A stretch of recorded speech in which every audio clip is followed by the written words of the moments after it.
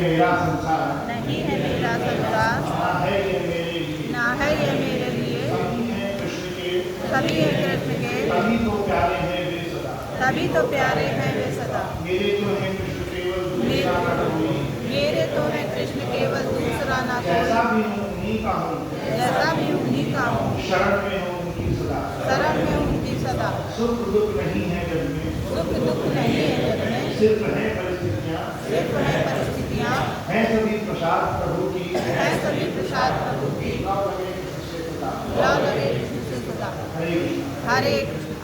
चिदानंद रूपाय विश्वोपत्यादिहेतवे तापत्रय विनाशाय श्रीकृष्णाय नमः। कृष्णे स्वभावोपगते धर्मज्ञानादिभिः कलौ नष्टदशामेष पुराणाभावोऽनुमुक्तः सुदेव सुतं देवं कंसचारूरमर्दनं देवकी परमानन्दं कृष्णं वन्दे जगद्गुरुं श्रीकृष्णं वन्दे जगद्गुरुं हरो भूतानामीश्वरो न सन् प्रकृतिं स्वामधिष्ठाय संवादानुमाय यदा यदा हि धर्मस्य ग्लानिर्भवति भारत अभ्युत्थानं धर्मस्य तदात्मानं सृजाम्यहम् परित्राणाय साधूनां विनाशाय च दुष्कृतां धर्मसंस्थापनार्थाय सम्भवामि युगे युगे जन्म कर्म च मे दिव्यम् एवं यो वेत्ति तत्त्वतः यत्तादेहं पुनर्जन्म नैति मामेति सोऽर्जुन ईश्वराग्रहैर्क्रोधः मन्मया मामुपाश्रितः भवभोगान्ततपसा पूतामद्भावमारुतः। हरे हरे वसुदेव सुतं देवं कंसचाणूरमर्दनं देवकी परमानन्दं कृष्णं वन्दे जगद्गुरुं श्रीकृष्णं वन्दे जगद्गुरुं। हरे हरे आप सभी वैष्णवजनों के चरणों में दंडवत प्रणाम। हरे हरे नारायणं नमस्कृत्य नरं चैव नरोत्तमं देवीं सरस्वतीं व्यासं ततो जयमुदीरये। हरे कृष्ण। हरे भगवान के आश्रय में भगवत साधक संजीवनी के आधार पर हम गीता का पठन पाठन कर रहे हैं। अभी हमने एक शतक यानी कर्मयोग का शतक है वो समापन किया है। अध्याय 1 से 6 तक 7वां अध्याय चल रहा था। तो आज हम कर्म सिद्धांत लेते हैं, theory of कर्म, कि जो हमने कर्मयोग का शतक है अध्याय 1 से 6 तक, उसका पूरा निचोड़ क्या है। जीवन में हमें क्या होता है कि जो वर्तमान में किए हुए सत्कर्म, एक तो होते शुभ कर्म जिसका फल होता है, एक होते सत्कर्म यानी जो परमात्मा के लिए किए जाते हैं। हम अच्छे कर्म करते फिर भी हम कष्ट में हैं, है ना। कभी कभी होता है कि हमारे कुलीग हैं, हमारे साथी हैं, दोस्त हैं, बहुत कम पढ़ाई करते हैं लेकिन वो ज्यादा सफल है, हम कम सफल है। तो ये सब होता क्यों है? कभी कभी हम इसीलिए रास्ते से भटक जाते हैं क्योंकि वर्तमान में किए हुए कर्मों के आधार पर हम एवेल्युएशन करते हैं जो भी हमें परिणाम मिलते हैं। लेकिन ये आज हम समझेंगे कि ये विज्ञान है, कर्मों का विज्ञान क्या है, जीवन में क्यों मिला है, क्यों मिलता है, ये सब चीजें। तो अध्याय 18 में भगवान ने देखा जाए तो 18 अध्याय कोई अलग नहीं है, प्रकारांतर से गीता कही है उसमें। तो 12वां श्लोक है वो पूरा कर्म सिद्धांत पे अध्याय 1 से 6 तक जो निचोड़ है वो एक ही श्लोक में दिया है भगवान ने। अध्याय 18 का 12वां, उसके आधार पर हम समझेंगे, ठीक है। चलो योग करना, अगर किताब में बताते हैं 18वें अध्याय का 12वां श्लोक, 18वां अंतिम अध्याय 18वें अध्याय का पुस्तक नहीं कि मैडम आपके पास? चलिए तो 18वें अध्याय का 12वां श्लोक देखिए, पढ़ रहे हैं 309। अनिष्टमेष्टं विष्णुञ्च त्रिविधं कर्मणफलं भवत्यादिनां प्रेत्य न तु सन्न्यासिनां क्वचित्। कह रहे कर्मफल का त्याग करने वाले मनुष्य को कर्मों का इष्ट यानी अनुकूल, अनिष्ट यानी प्रतिकूल, मिश्रित यानी मिला जुला, अनुकूल और प्रतिकूल दोनों, ठीक है। ये 3 प्रकार के, ऐसे 3 प्रकार का फल मरने के बाद भी होता है, यानी शरीर में है तब भी और शरीर पूरा होने के बाद भी, परंतु कर्म फल का त्याग करने वालों को कभी नहीं होता। इतनी सी बात नहीं। अब बिटवीन द लाइन्स इसमें ये चीज है कि कोई भी हम कर्म करते हैं उसका परिणाम प्रॉपर अनुकूल नहीं होता, केवल प्रतिकूल नहीं होता, होता तो कैसा है, मिला जुला, अनुकूल और प्रतिकूल, ठीक है। जैसे हमने नौकरी के लिए तैयारी की, हमें नौकरी मिल गई, उस समय के बाद प्रमोशन मिला अच्छे से, तो क्या हुआ, अनुकूल हो गया, लेकिन ट्रांसफर हो गया, दूर हो गया कहीं, प्रतिकूल भी है। तो परिणाम कैसा है, अनुकूल और प्रतिकूल दोनों ही। अब हम यहाँ से विज्ञान समझते जीवन की क्या है कि जब हमने वैसे तो समझा है कुछ चीजें, लेकिन अब स्पेसिफिकली हमें देखते हैं कि अभी हम यहाँ पर शरीर में आ गए, इस जीवन में है, तो इस जीवन में क्यों आगे, कैसे आगे, इसका विज्ञान ये है कि हमारा कुछ ही लोगों से लेन देन होता है। जैसे अभी वर्तमान जीवन के आधार पर समझे, पति है, पत्नी है, भाई बहन, बच्चे, कुछ मित्र दोस्त जो भी नजदीक है संबंधी, ऐसे होता है, ठीक है। अच्छा बुरा ऐसे होता है, हमने अच्छा किया, लोगों ने बुरा किया, किसी से दोस्ती, किसी से नाराजगी, किसी से होता है, सब चीजें इन्हीं से बंधन होता है और इसी में जीवन पूरा हो जाता है। तो विज्ञान सूत्र क्या है, जैसे गणितीय सूत्र कहते हैं, जैसे a + b का होल स्क्वायर = a + b ² और यहाँ पे क्या अप्लाई होता है, गीता में भगवान ने सूत्र बताया है अंतमतिसो गति, यानी जीवन हमारा इसी लेन देन में पूरा हो गया तो क्या होता है, चुकाने के लिए या लेने के लिए हमें तो उन्हीं के बीच किसी न किसी रूप में आना पड़ेगा, पुनर्जन्म हो किसी रूप में। अच्छा ठीक है, अब मान लीजिए कोई वासनायुक्त जीवन है किसी का, तो वासनायुक्त जीवन के लिए मनुष्य शरीर आवश्यकता नहीं है, तो उसी परिवार में उन्हीं लोगों के बीच में हम लता पता, पेड़ पौधे, कुत्ता बिल्ली, मक्खी मच्छर नहीं बनेंगे। हाँ, जैसे घर मकान की वजह से तो हाथ छिपकली, धन की वजह से तो वो कुंडली मार के बैठे हैं, सांप सब नहीं मिलती, लेकिन रहेंगे उन्हीं के बीच। तो सबसे पहली बात क्या है कि जो हमारे घर परिवार में, जैसे घर में कोई कीड़े मकोड़े की हत्या होने निश्चित इसलिए है कि वो जीव वही है जो हमारे कभी अपने थे, अब हमसे हमारी स्मृति में वो नहीं है, ठीक है। तो एक बात तो ये है कि हम किसी पर्टिकुलर परिवार में आते हैं, तो क्यों आते हैं, क्योंकि उनसे हमारा लेन देन है, लेकिन ये हमारी स्मृति में नहीं है। न माँ बाप जानते, न संतान जानते हम इसी परिवार में क्यों आए, ये विज्ञान है। जिनसे हमारा लेन देन है उन्हीं से हम आते हैं, ये कौन जानता है, भगवान जानते हैं। जैसे हमारे हथेली का अमरूद हुआ है, कोई आवता है, कोई पता है, तुरंत दिख रहा है चारों तरफ से। ऐसे जीव कहाँ है, किस योनि में, भगवान को सब पता है। तो हमने क्या किया कि अच्छे बुरे कर्मों के यानी शुभ और अशुभ दोनों मिला के भगवान ने मनुष्य रहेंगे, ये शुभ और अशुभ दोनों का फल, यानी इसमें सुख भी आएगा, दुख भी आएगा, ठीक है। अब यदि किसी जीव ने पुण्य कर्म ज्यादा किए हैं तो पुण्य कर्म का फल होता है, तो उसको फल क्या मिलता है, कुछ योनि मिलती है, उसको देव योनि मिलती है उसको। और उसके पाप कर्म ज्यादा है, निकृष्ट कर्म ज्यादा है, तो उसको अधो योनि मिलती है, जैसे लता पता, पेड़ पौधे, कीड़े मकोड़े या नरक, ऐसी चीजें मिलती है। तो 3 चीजें समझ गए। तो शरीर कैसा, सुख दुख का परिणाम क्या है, मतलब पुण्य और पाप दोनों से मिला हुआ है, तो सुख भी आएगा। जैसे दुख हमें मजबूरी में भोगना पड़ता है, जबरदस्ती, ऐसे सुख भी हमें अवश्य भोगना पड़ता है।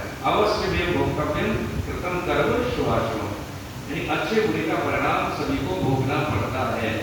तो क्या इसीलिए हम पैदा हुए हैं।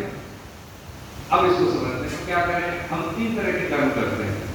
एक तो वर्तमान में कर्म करते हैं, उसको कहते हैं क्रियमाण कर्म, क्रियमाण। वर्तमान में किए हुए कर्मों को क्या कहते हैं, क्रियमाण। वर्तमान में। यही कर्म क्या दो भागों में बढ़ता है। उसको इसका फल मिलने लगता है। अभी जैसे हमने खाना खाया, क्रियमाण कर्म हुआ, ठीक है, भूख शांत हुई, जो भूख लग रही थी शांत हो गई, ये तो हो गया इसका परिणाम, तत्काल परिणाम मिल गया। अभी जो कर्म किया उसका हमें प्रेजेंट में परिणाम मिल गया। एक होता है खाना खाया, 10-20 दिन बाद उससे रक्त बनेगा, मसल्स बनेगी, हड्डियों को पोषण मिलेगा, शक्ति का वर्धन होगा। ये क्या हो गया? कालांतर। एक काल के बाद, एक समय के अंतराल के बाद खाई हुई खाने के माध्यम से पोषण मिला शरीर को, ठीक है। तो क्रियमाण कर्म के दो भाग हो गए, एक तो तत्काल और एक कालांतर, ठीक है। इसी में से कुछ काम ऐसे होते हैं कि जो बहुत समय के बाद फलित होते हैं, उसको कहते हैं संचित। क्या कहते हैं? संचित। जैसे मान लीजिए अभी हमने क्या किया, हम साधन परायण हैं, ठीक है, साधन कर रहे हैं। जैसे कोई बालक पढ़ाई करे, 12 साल तक, 20 साल तक, 4 साल पढ़ रहा है, उसके बाद क्या हुआ कि इसको जो ज्ञान है वो संचित हुआ धीरे धीरे धीरे धीरे। एक समय के बाद जब ये फलित होगा उसको कहते हैं प्रारब्ध, ठीक है। संचित कर्म क्रियमाण से एक बार संचित डिपोजिटरी में जमा हो जाता है। एक बार क्या है? फल दे देता है, एक तत्काल फल देता है, एक कुछ दिन बाद फल देता है। ये तो हो गया एक बार। एक होता है जमा हो रहा है, एक डिपोजिटरी में जमा हो रहा है, ठीक है। पहला कर्म क्रियमाण, दूसरा संचित कर्म। संचित कर्म कौन से होते हैं कि हमने अभी की है, लेकिन उसका समय के बाद, कुछ समय के बाद उसका हमें फल मिलता है, इसको कहते हैं संचित कर्म। उन्हीं संचित कर्म में से जब हमें वो परिणाम मिलने लगते हैं उसको कहते हैं हम प्रारब्ध। क्या कहते हैं? क्रियमाण कर्म, संचित कर्म और प्रारब्ध कर्म। प्रारब्ध कौन से? वर्तमान में जो संचित कर्म हमें फल देने के लिए पक जाते हैं, फल मिल रहा होगा, अच्छे का अच्छा बुरे का होगा, उसको कहते हैं प्रारब्ध। इसको हम डेस्टिनी कहते हैं, भाग्य कहते हैं। लेकिन भाग्य से और प्रारब्ध में थोड़ा सा अंतर है। अंतर यह है कि जैसे मैं पढ़ाई कर रहा हूँ, मेरे प्रारब्ध में बहुत बड़ी नौकरी IAS बनना है, लेकिन मैंने उस IAS बनने की बाध्यता के लिए वैल्यू एडिशन नहीं किया, पढ़ाई नहीं की, अपने आप को ट्रेंड नहीं किया, तो वो प्रारब्ध फलित नहीं होगा। उसके आसपास की कुछ चीजें मिल जाएंगी, ठीक है। तो प्रारब्ध क्या? तीन कर्म है, क्रियमाण, संचित और प्रारब्ध। प्रारब्ध का मतलब है कि वर्तमान में संचित कर्म जब फलित होने के लिए प्रस्तुत हो जाते हैं उसको कहते हैं हम प्रारब्ध, ठीक है। दो मित्र होते हैं बचपन से, एक क्या होता है, थोड़ा शरारती होता है, दोनों की स्थिति बराबर है, कोई अच्छे बुरे परिवार का नहीं है, दोनों के सामान्य परिवार है। तो क्या होता है कि एक जो बच्चा है वो क्या करता है कि भगवान का नाम लेना, सुबह दौड़ लगाना, संध्या वंदन करना वगैरह वगैरह करना, एक है वो ध्यान नहीं देता है, कुसंग में पड़ जाता है। एक समय के बाद दोनों बड़े होते हैं तो जो साधन परायण है उसको बड़े कष्ट मिलते हैं और उसकी आर्थिक स्थिति भी ठीक नहीं, और जो कुसंगी था, उसका मित्र था, ठीक नहीं था उसका आचरण, वो एक अच्छे पद पर चला जाता है, गाड़ी वगैरह सारी सुविधाएं होती है। अब कर्म सिद्धांत समझ रहे केंद्र में, उसके गांव के पास गंगा जी होती है, तो वो तो जो कुसंगी था वो शहर चला जाता है, वो अपने गांव में रहता है, मर जाता है, सेवा करता है, खेती का काम करता है, उसको सिलेक्शन उसका नहीं होता है, सबके करना है।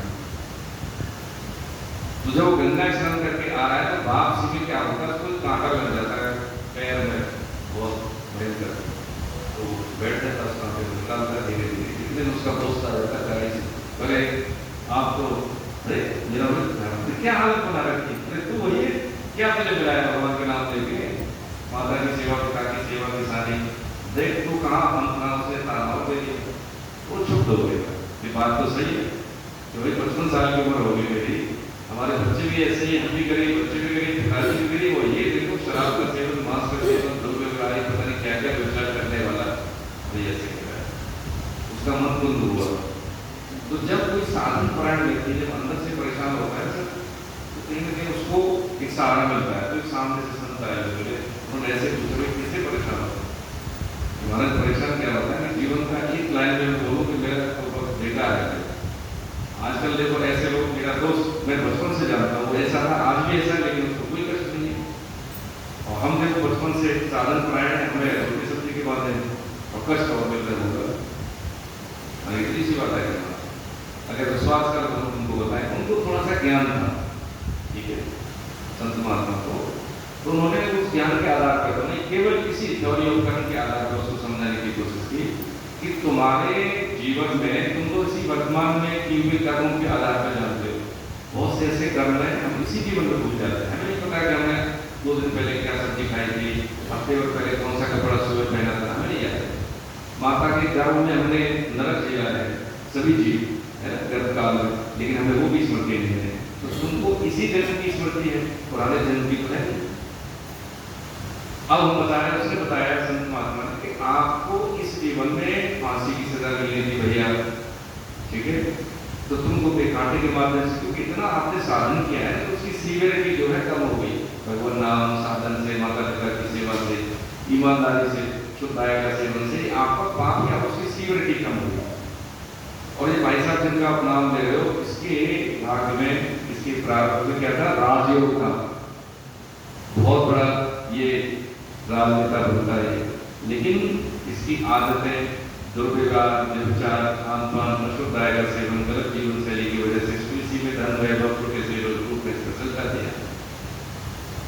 जब व्यक्ति का प्रारब्ध अभी, और समझने की बात है, समझने की बात यह हुई कि वर्तमान में हम साधन कर रहे हैं, अच्छा कर रहे हैं, शुभ कर रहे हैं, कोई भी सत्कर्म कर रहे हैं, इसका सुख दुख से कोई लेना देना नहीं है। हम साधन कर रहे हैं तो ये इससे वर्तमान में किए हुए कर्म से कोई लेना देना नहीं है। हमने फसल को ये काटने की, अब हो रहे हैं क्या गन्ना, तो गन्ना तो 6 महीने के बाद आएगा, वो ये वो काट रहे हैं। तो हम तो कहते हैं कि हम तो गीता पढ़ रहे हैं तब से कष्ट में, तो गलत बात है, इससे उसका कोई लेना देना नहीं। जो व्यक्ति, अब एक व्यक्ति तो ठीक है गीता पढ़ने से अच्छा लगता है, दूसरे को गलत काम हो गया है, उसका प्रतिकूल स्थिति आ गई, तो दोनों में अलग अलग चीजें हैं। अलग अलग चीजें क्या है, तो उसका प्रारब्ध जो है गलत प्रारब्ध फलित हो गया, उसका अच्छा प्रारब्ध फलित हो गया तो उसको अनुकूल लग रहा है, उसका प्रारब्ध गलत फलित हुआ प्रतिकूल लग रहा है, लेकिन वर्तमान से कोई उसका लेना देना नहीं है, ये आएंगे ही आएंगे। यदि व्यक्ति का पुराना प्रारब्ध उस लड़के के लिए, जिसके लिए हम बात कर रहे हैं, उस व्यक्ति के लिए जो साधन परायण नहीं था, दुर्व्यवहारी था, उसका दोष, उन्होंने संत ने कहा फिर कि इसका वर्तमान के कुशन, वर्तमान में किए हुए गलत व्यवहार, गलत आचरण और प्रारब्ध अगर गलत दोनों मिल जाएंगे तो सर्वनाश है, निश्चित पक्की बात है। तुम्हारा क्या है, तुम्हारा अपने कर्मों के आधार पर प्रारब्ध को आपने प्रभावित कर दिया है। इसलिए मनुष्य जीवन जो मिला है भाग की प्रारब्ध के अधीन होने के लिए नहीं, इसको बदलने के लिए मिला है। ये प्रसंग इसलिए लिया क्योंकि ये प्रारब्ध के सिद्ध हुए भाग्य में होगा। भाग्य में क्या होता है कि चीजें हमारे हाथ में कौन सी है, धन और धर्म, अर्थ, काम, मोक्ष में से धन यानी अर्थ और काम, ये हमारे प्रारब्ध के अधीन है। यदि हमारे प्रारब्ध में होगा तो वो चीज मिलेंगी, उसके लिए हमें थोड़ा सा प्रयास करने पड़ेंगे, लेकिन हम अपने प्रयास से बिना प्रारब्ध के हम अडानी, अंबानी और टाटा नहीं बन सकते। ये प्रारब्ध के अधीन है, इसमें मुख्यता किसकी है, प्रारब्ध की, भाग्य की।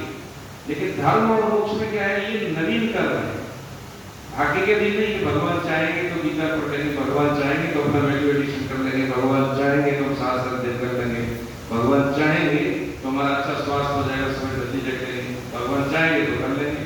इसमें नहीं, इसमें भगवान ने क्या दे दिया, हमें पहली क्लास में समझा था, विवेक और नवीन कर्म करने की शक्ति दे दी। ये तो हमारे पास ही है। तिवारी जी ने गाड़ी दे दी है कि लो भैया हमारे तरफ से गाड़ी है, बेटे को गिफ्ट कर दी। अब चलाने की स्थिति के लिए कहेंगे नहीं पापा अब क्या करें, हमसे तो चलती नहीं, तो इसमें पापा जी तो थोड़े भाई क्लच, ब्रेक है और आपका रेस, तीनों के कोऑर्डिनेशन से हमें गाड़ी चलानी आनी चाहिए। वो हमारी जिम्मेदारी है, अगर कोई दुर्घटना हो या अच्छे से चले तो हमारे ऊपर ले लेते हैं। उन्होंने तो गाड़ी दे दी, भगवान ने शरीर दे दिया, किसका, मनुष्य का। मनुष्य शरीर ऐसा है कि वो इसी जीवन में हम फंस सकते हैं, हंसने की कला केवल मनुष्य को दी है, लेकिन हम क्या करते हैं, कष्ट में रहते हैं, हमारे अनुकूल नहीं होता। अनुकूल का मतलब है केवल भोग बुद्धि, और भोग से कभी जीवन में किसी, जो आज हमारे पास नहीं, ठीक है, हमें फलाने या कोई भी पर्टिकुलर कोई सुविधा की कमी है, तो हम देखेंगे जिनके पास वो सुविधाएं बहुत हैं कितने सुखी, तो इस बात के प्रमाण है कि भोग में कभी संतुष्टि हो नहीं सकती, ये बात निश्चित है। तो क्या करें कि जो हमारे पास है उसका सदुपयोग कर लें, ठीक है, और उसके बाद क्या करें, विवेक का सदुपयोग करके अपना वैल्यू एडिशन, सत असत में भेद करके संसार में आए तो है, सफल जीवन जीने के लिए। सफल जीवन का मतलब क्या है कि हमारा जीवन बहुना जन्मनांते अध्याय 7 में है, आया नहीं अभी 19वां श्लोक है कि बहुत जन्मों अनंत जन्मों के बाद भगवान अंतिम जन्म देते हैं। अंतिम मौका है जीव का, एक अंतिम जीवन है, अंतिम जन्म है। लेकिन हम क्या करते हैं, भोग बुद्धि के कारण, सुखासक्ति के कारण, स्वार्थवश अनेक जन्म यहीं से पैदा कर लेते हैं। तो क्या समझे, हमें समझे मनुष्य जीवन में किए हुए कर्मों के आधार पर ही हमारी अगली योनि डिसाइड होती है। कुत्ता बिल्ली कितना ही व्याह करें उनको कोई फर्क नहीं पड़ता, क्योंकि वो शुद्ध हो रहे, वो भोग योनि, केवल भोग योनि, उनकी रहनी करनी सब निश्चित है। हमारी निश्चित नहीं है, हम स्वतंत्र है, विवेक है हमारे पास। उनके पास बुद्धि है, विवेक नहीं है। हमारे पास बुद्धि भी है और विवेक भी है। विवेक और बुद्धि में अंतर हमने समझा है। विवेक कौन, जो सत्य और सत्य में भेद कर दे, स्पष्टता विवेक भेद कर दे। बुद्धि कैसे, बुद्धि मन से ऊपर है, एक निश्चय कर बुद्धि कर दे, तब अनुकूल आचरण कर दे तो विवेक को पुष्ट कर देती है। वो कुत्ते बिल्ली पशु है, कीड़े मकोड़े नहीं होता विवेक, बुद्धि होती है। अगर चींटी को भी ऐसे ऐसे करेंगे तो रास्ता बदल देगी, है ना। तो क्या समझ रहे हैं, यहाँ पे हमने ये समझा जैसे हमारे पास गाड़ी है, हम लखनऊ से दिल्ली जाएं और दिल्ली पहुंचे तो गाड़ी में खराबी आ जाए तो कोई दिक्कत नहीं है, कोई दिक्कत नहीं, तो क्या पहुंच गए अरे थोड़ा सा।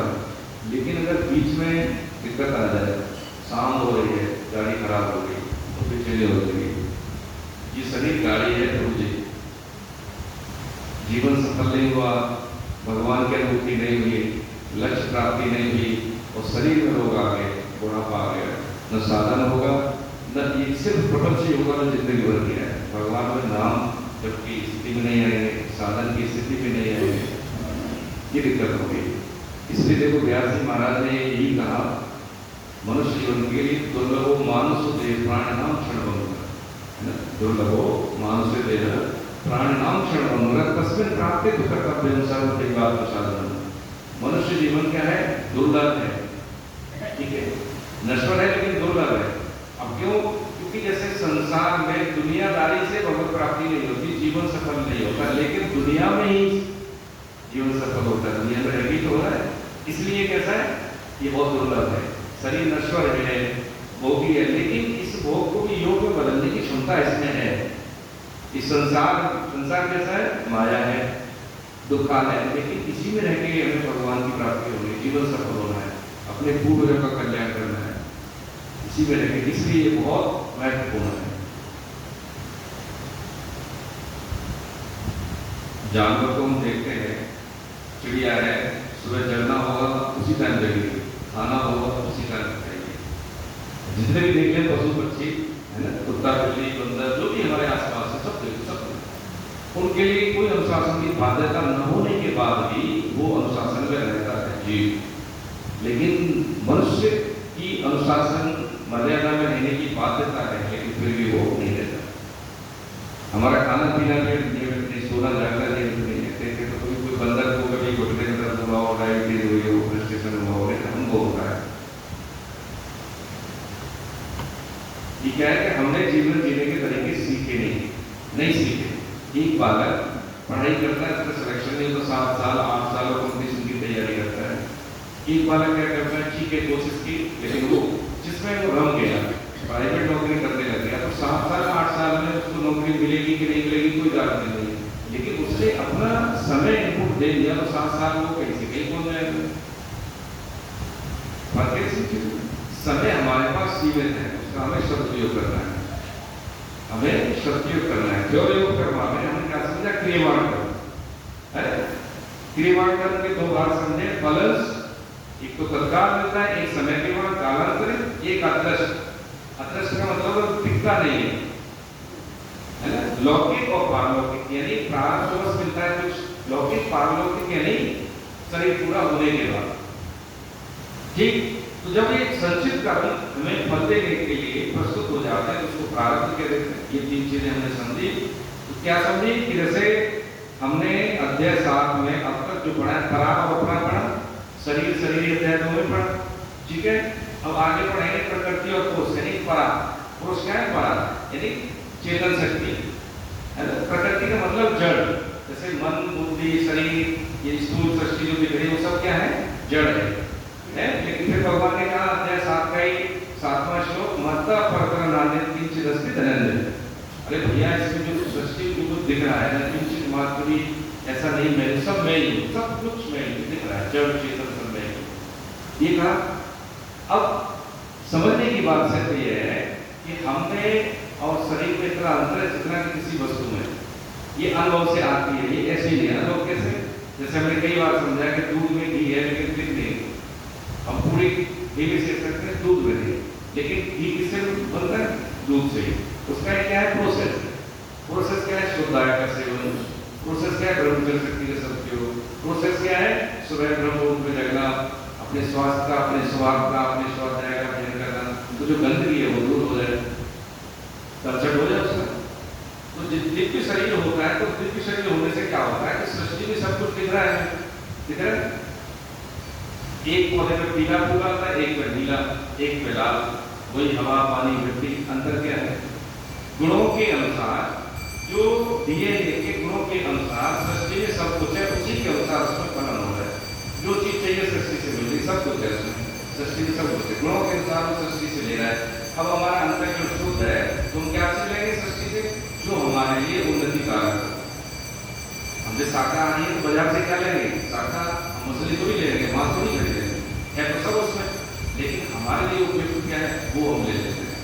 ऐसे ही जब हमारे दिव्य गुण होते हैं, अंतर गुण शुद्ध होता है, तो सृष्टि से हमें वही मिलता है, वही हम कैप्चर करते हैं नैसर्गिक रूप से, जिसके हम अधिकारी हैं। हम सिंह सावक हैं, प्रारब्ध के अधीन जीने के लिए हम नहीं आए। देखिए प्रभु जी, ये सत्य घटनाएं हैं। आप जानते हैं हनुमान जी आए तो शरीर रूप में आए, भगवान शिव के अवतार आए, भगवान राम की सेवा में रहने के लिए आए, लेकिन मनुष्य शरीर मिलने के बाद क्या थे? भगवान के भक्त थे, और उन्होंने सूर्य को अपने कब्जे में कर लिया है, जानते? ऐसे सिद्ध महापुरुषों हैं कि मुझे नाम नहीं याद है, कि वो गृहस्थ आश्रम में नहीं थे। किसी ने बोला कि भाई ठीक है हम कर देते हैं, शादी विवाह संस्कार किया, और पत्नी से कहा कि देखो अभी यदि हमारे अनुकूल आप नहीं हुई तो हम छोड़ के चले जाएंगे। उनका ठीक है महाराज ने सभी काम नहीं करे, बहुत साल, काफी साल हो गए, एक दिन वो सो रहे थे, उनकी संध्या कभी निकष्ट नहीं। संध्या 3 प्रकार की होती है, एक तो उत्तम, मध्यम, एक निकष्ट संध्या। उत्तम संध्या होगी जैसे सुबह में सूर्य निकलने से पहले और शाम को सूर्य अस्त उससे पहले हम संध्या कर रहे, उत्तम है। मध्यम का मतलब अस्त हो गया कर रहे, निकष्ट होती है सूर्य अस्त हो गया, सूर्य हो गया, उदय हो गया, तो निकष्ट संध्या है।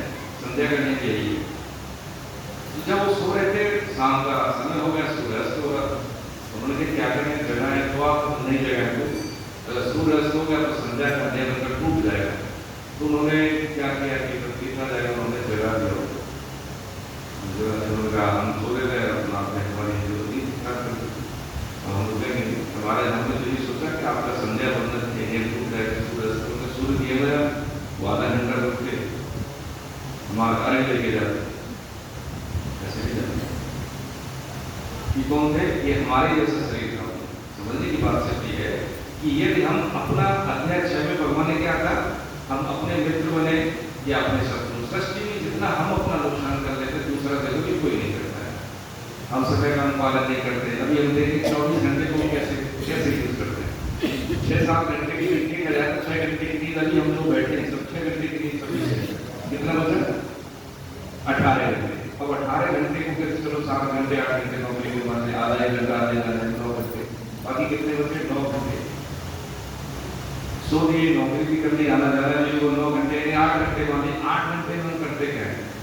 8 घंटे को ये प्रोडक्टिवली पॉजिटिव जिसे कहते हैं प्रोडक्शन हमारा ठीक है, वो 8 घंटे का डेली का यदि हम काम करें, लक्ष्य पर काम करें तो लगता लगती है लोग जी। लेकिन हम ऐसे व्हाट्सएप पर घूमते रहते हैं, ऐसे ही यदि चर्चा कर लेते हैं, कहीं पे भी वैल्यूएशन कुछ नहीं करते, तो साहित्य पढ़ लें। संसार में ये मनुष्य की आयु कितनी है? जब से सृष्टि है 60 साल नहीं, अभी हमारी आय का गुणांक जो है वैल्यू कितनी है? 5 लाख वर्ष के आसपास हमारी आयु। यानी हमारा इस आयु में, इस अवस्था में, इस जीवन में हम उतना ज्ञान अर्जित कर सकते हैं जितना कि कोई व्यक्ति 5 लाख वर्ष जिए। 5 लाख वर्ष जितना क्योंकि इतना साहित्य पड़ा हुआ है, इतनी चीजें, बहुत सारी चीजें हम अनुभव से ले लेते हैं, सत्संग से ले लेते हैं, पुस्तकों से पढ़ लेते हैं। अब मैं आपके पास बैठ जाऊंगा, है बहुत दिन के पास बैठ गया, तो इनका जो ज्ञान है ऐसे मुझे मिलेगा कि नहीं मिलेगा? जो इन्होंने तब किया है, जो इन्होंने सीखा है, फिर तो दे देंगे, डॉक्टर साहब के पास बैठना, अपना अनुभव दे देंगे, फिर क्या है? ये ज्ञान ही तो मिल रहा है।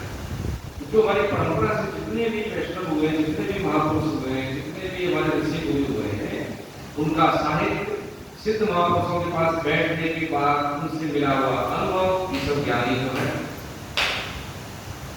अब हमारे पास मान लीजिए भैया का 60 साल है, मान लीजिए 60 साल बाद रिटायर हो जाते हैं, तो 1/3 तो सो जाते हैं।